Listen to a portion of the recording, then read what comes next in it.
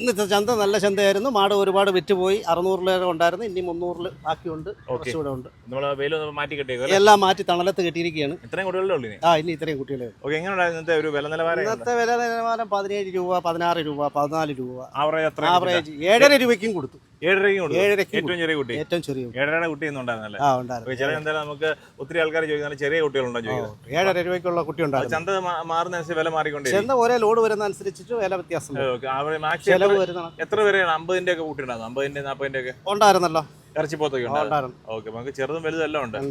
Okay, ആൾക്കാർ മൊത്തത്തിൽ ഈ സമയത്ത് പോത്തെടുക്കാൻ വരുന്നുണ്ടോ? വരുന്നുണ്ട്. ഇന്നൊക്കെ രാവിലെ തിരക്കുണ്ടായിരുന്നല്ലോ. ഇപ്പൊ വെയിലായ ഉച്ചയ്ക്ക് ശേഷം 3 മണിക്ക് ശേഷം വരും ആൾക്കാർ. വരും ഉച്ച സമയത്താകുമ്പോൾ ഇച്ചിരി മടുപ്പായിരിക്കും. ഈ റോഡിൽ കൂടെ ഒക്കെ വണ്ടി കൊണ്ടുപോകണ്ടായി അല്ലേ?